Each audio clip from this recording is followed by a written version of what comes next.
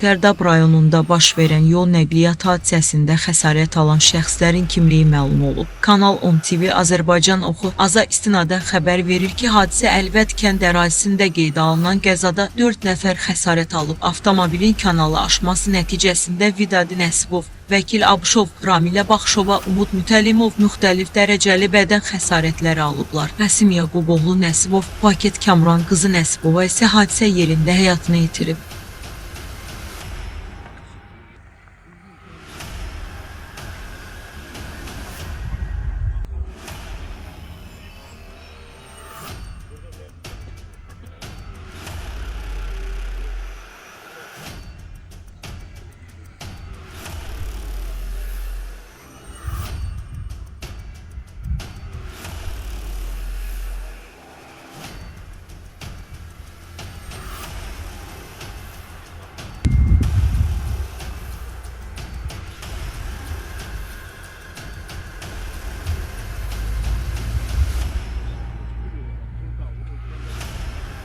Faktla bağlı araşdırma aparılır.